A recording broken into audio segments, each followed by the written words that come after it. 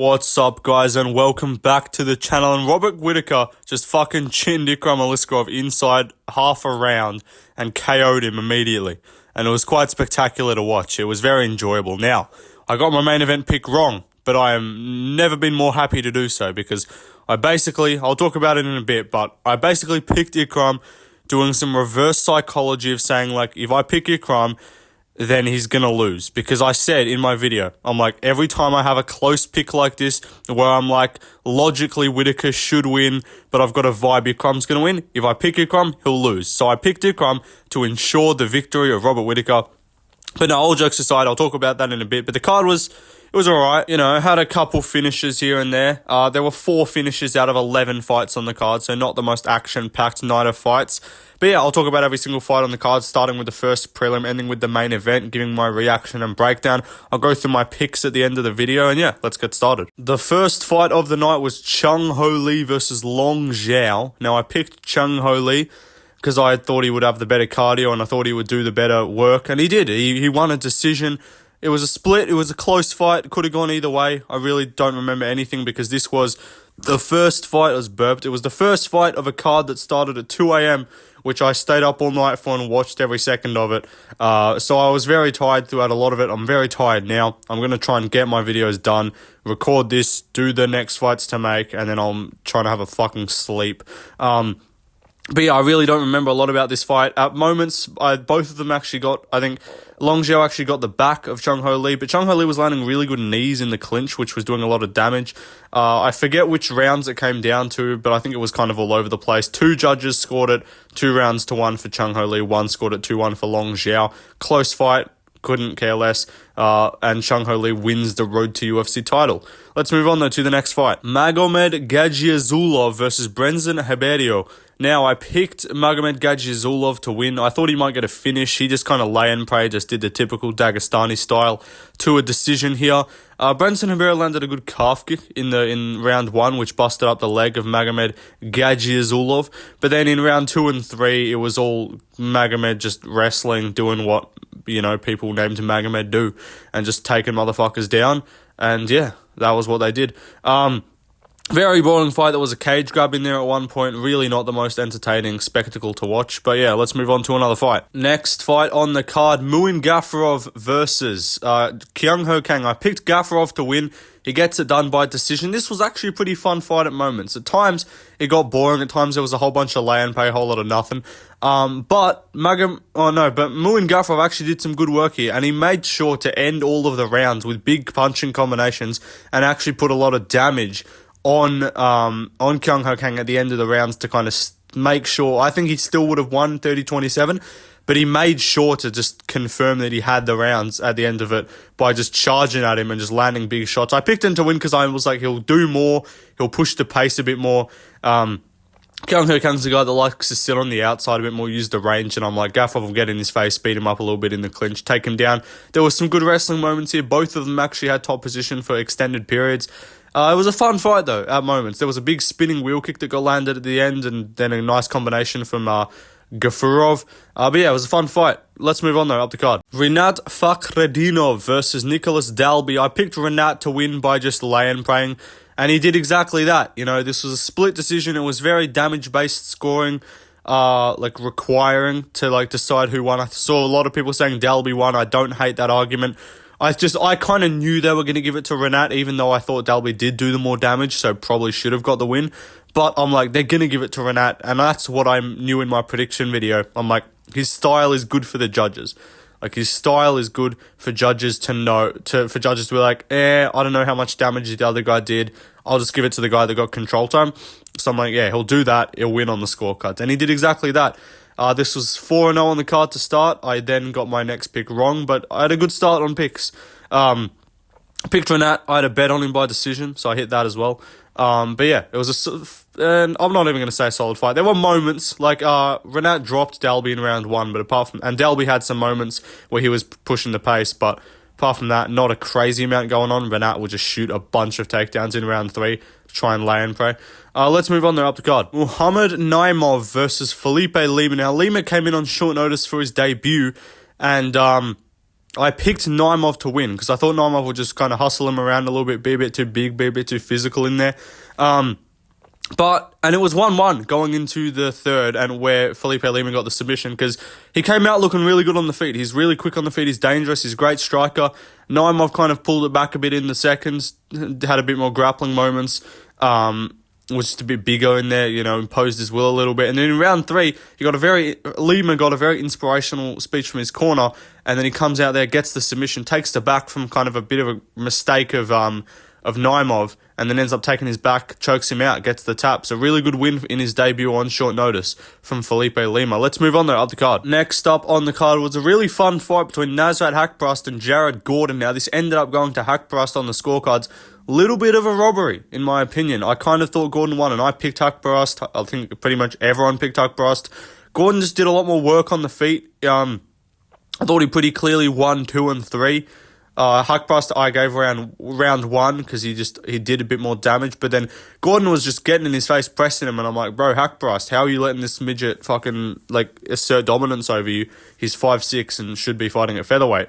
But Gordon walked him down. He had the quicker hands for a lot of it. He had better precise striking, was landing a lot. Cut, Haqparast open, had his eye busted up. And I thought he won by the end of it. And I had a bet on Haqparast by decision, so I was happy to see that cash. But I kind of didn't think he won. So fair play Haqparast, walks away with the win, walks away with his check. But Gordon, that's twice now against Paddy and against Haqparast. He kind of won the fight, should have won the fight, and didn't get the win. So unfortunate for him. Let's move on though, up the card. Next up on the card, the main card. This was the fucking second finish of the card. And this really brought the liveliness. This was a good start to the main card. It was very fun because Vulcan Ozdemir flatlines Johnny Walker in, again, another Looney Tunes fucking KO. Johnny Walker, Mr. Incapable of getting KO'd or finished normally. It has to just look like the goofiest shit ever. I forgot what the exact finishing sequence was, but Walker was doing some dumb shit. Ozdemir was landing some good body shots. He was pushing Walker back against the cage, and something I noted in my prediction was, I'm like, bro, Walker's got no fucking distance management. He's got a massive reach advantage, but he can't throw jabs, and he can't really keep his opponents behind the reach. So Ozdemir was able to just get in his face, just impose his will, swing some big meaty hooks in the pocket, and he dropped him. Walker then went for a fucking flying knee, slipped over. Ozdemir just charges him down, beats him up, lands a massive shot, drops him. He's pretty much out, and he lands very similar to the Uncle Walker fight. Just lands a massive follow-up shot, which just colds Walker, flat out. Not TKO, he's unconscious, dead. And he fucked up his nose again, I'm pretty sure, as well. So yeah, Johnny Walker needs to go up to heavyweight, I think. I know that might sound dumb, and even though you think, heavyweight, there must be way harder hitters. Heavyweights are shit. They've got no technique. At least Vulcan actually has, good boxing. Who the fuck at heavyweight is actually all that good? Walker should just go up, cut less weight, arguably help his chin, and then just fight cans. And he'll be more athletic than all of them. We see what athleticism does at heavyweight. Being athletic doesn't do anything in any other weight class than heavyweight. Because the other weight classes, you actually have to be good. But in heavyweight, you can just get to the top of the division without being good and just using athleticism. So Walker, I think you should go up to heavyweight. Great win for Vulcan Ozdemir, though. Called out Jamal Hill, called out Jan Blachowicz. I like it. Good call-outs. Obviously, Hill's injured now, so I wouldn't mind seeing that fight when he comes back. But yeah, let's move on, though, up the card. Then we had another finish because Sharon Magov got fed a can and he crushed Zed Can. It took a while to crush the can. You had to figure out the most efficient way to do it. He was kicking it a bit, he was kicking the can a little bit, wasn't really crushing it, and then he figured out, all right, let me just stomp on this motherfucker, and then, yeah, he figured out that trying to throw head kicks at an opponent a foot taller than you isn't going to work. So he landed at some good knees, he landed some good shots, was landing good leg kicks throughout the fight. He did grab the cage, which does need to be mentioned, probably wouldn't have done that much, but still. But then third round, finds the finish, TKO, rocks him bad, beats him up against the fence, and Tricoli just dies and just exists unconscious on the canvas. Not fully unconscious, but yeah, he just got swarmed. He gassed out pretty hard. Fair play to him. Good job for stepping up. He was always going to lose, though.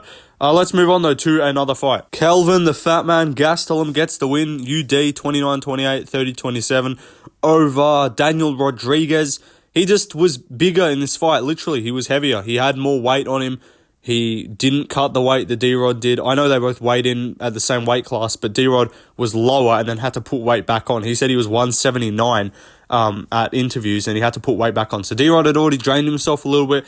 Gastelum didn't. Gastelum was all eating that diet of burritos and tacos. Shows up, 185, 15 pounds over, was never going to make welterweight. I hope D-Rod got rewarded a bit for that. Like, Gastelum should have got fined some of his show money or something like that. But he gets to win. This fight was pretty fun on the feet. The boxing combinations were good. Gastelum's chin is just a bit better. He reacts better to shots. It didn't look like he was getting rocked as badly as, what's his name? I'm retarded. As D-Rod was. Sorry, D-Rod, yeah. Like, D-Rod looked like he was reacting to shots worse than Gastelum, which probably didn't look as good for the judges. Round 3, he just takes him down, holds him there. He's just too big on top. D-Rod can't do shit. So yeah, fair play, I guess, to Gastelum, cheat and win and nothing's going to happen. So good job to you. Unlucky for D-Rod, but fair play. Last time he fought Li Jingliang, 9 pounds heavier. I know that wasn't his fault. That was like the switch up, but he also kind of won a robbery decision there. So, it's not really his fault, but I guess karma comes around. He robbed someone of a victory. So I guess, he's got to take the L here. Gastelum looked mid as always, though. He really didn't look all that good. He was landing a good jab. He's got a good chin. We know this about Gastelum. There's nothing crazy. Let's move on, though, up the card. Next up, we had 2 Russian tanks engage in a semi-aggressive battle. I wouldn't call it a war. I would call it like they were just sending some warning shots and stuff. No, but to be fair, there was some big shots landed from both guys. Volkov tuned him up the whole fight, really. Landed the way better shots. Even though Pavlovich technically has the arm reach, it just looked like Volkov was not letting him get inside. He was keeping it at range the whole time, using kicks really well, keeping him at the jab. He's got a real long jab, Volkov. So he's busting up the nose of Pavlovich as well, looking good. Pavlovich, Volkov, he got his hair combed in between rounds, fair play to him. I don't know, Pavlovich wasn't able to do as much. Normally we see him blitz guys and just cook him, and he just finishes you in a minute. He didn't really ever look like he went for that, signature Pavlovich blitz and just try and take your head off immediately. I would have liked to see him just bite down and be like, all right, fuck it, this guy's a better technical striker than me. Let me just try and, host him around a little bit and, catch him with something. I don't think Pavlovich fought the best game plan. He probably would have lost regardless. Volkov's too rangy, too long, too good with the striking. So I think he was always going to win this fight. In hindsight, I picked Pavlovich, obviously. I thought he would catch him. But watching the fight now play out, I guess, fair play. Volkov has made a lot of improvements in his game. He's been looking good recently. Let's move on, though, to the main event. There we go. This was the one. Obviously, I'll take it on the chin. I'll take it on the chin just like Ikram took that uppercut on the chin, bro. I picked Ikram. I didn't really think he was better than Robert Whittaker. I never said that. I'm sounding like Drickus here. I never said that. You'll never find a clip of me saying that.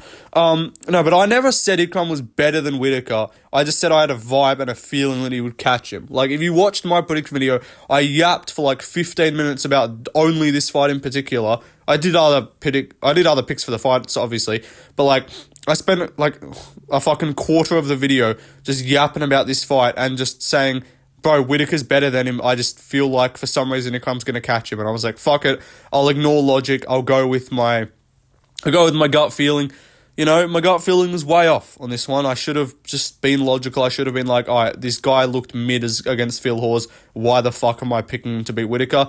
Next time I will remain logical. I will not get swayed by this Dagestani guy's fighting in Saudi Arabia. I don't know. Whittaker's a bit chinny. I'm not going to get swayed by some iffy and ifs and buts and maybes. I'm just going to be like, all right, Whittaker, we know he's better than this guy. I'm just picking him. It's a boring pick, but it's the correct pick. It's what I should have done. Fair play. But let's talk about Whittaker. He looked great. Ikram really didn't do a whole lot of anything. He landed a body kick, I guess. But yeah, you can tell he's not fluid. He's not that fluid at striking. Whittaker's way more fluid at striking. He's way cleaner. He was able to crack him. Ikram, similar to Johnny Walker in a lot of aspects, leaves himself out of position a lot, gets cracked. I was like, if Ikram doesn't win it in the first 2 rounds and just kind of catch Whittaker off guard, he's just going to get schooled and probably tuned up to a late TKO. I didn't think Whittaker was going to go out the gate and just blitz him and KO him immediately. I thought if there's going to be a round 1 KO, it would be Ikram just catching Rob with something. But Ikram, I should have known this because even in the Hamzat fight, I know that uppercut KO was a flush KO. Anyone's getting KO'd by that. But he also got dropped by another shot in that fight. So I should have kind of realized Ikram a little bit chinny. That's something we know now. I'm not going to call it a fraud check, but it is like it's a fraud check, but it's not like, it's not saying Ikram can never be good. It's more like saying, all right, little bro, yeah, you're not top 5, you're not top 10 caliber. Just slow your roll, go to the back of the line, work your way up, fix your striking defense. Like, it's one of those ones. It's not like this guy is genuinely awful. Like, Whittaker just cracked him bad and finished him. But, yeah, Ikram's got a long way to go before he gets back to the, like, any sort of top of the sport position. Whittaker, talk about him. Obviously, the winner gets the 50k bonus, well deserved. I think he should fight Sean Strickland in Australia. I'll talk about that on my next Fights to Make video. I think that's clear. Number 1 contender fight. I know Strickland said he's waiting out. Buddy, after that, you ain't getting a fucking title shot, honestly. If they're going to call someone, they're calling Whittaker over you. I'm going to be honest.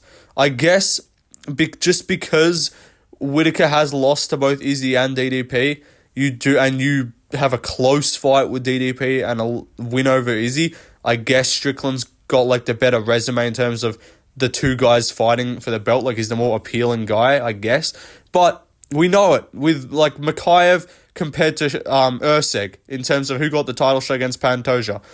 Urseg got a fucking flatline KO. Mikhaev crotch sniffed. Like, Strickland had a boring tit-for-tat decision on the feet. Not tit-for-tat, but like, you know, point fest on the feet. And Whittaker went out there and smoked Ikram, KO'd him immediately. So I do think they're more likely. Dana White even said, I'm happy for Whittaker to be the backup. That sounds like a great idea.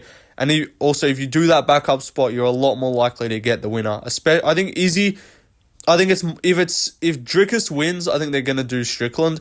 But if Izzy wins, I think there's definitely a case there for Whittaker to jump in. So he should definitely campaign for that. I think he should arguably campaign to fight Strickland and just try and confirm it, just on the odd chance that, you know, they'd be like, oh, fuck it, Strickland, just go have your rematch, mate. So really good job from Whittaker. Looked great. On picks, I went 8-3.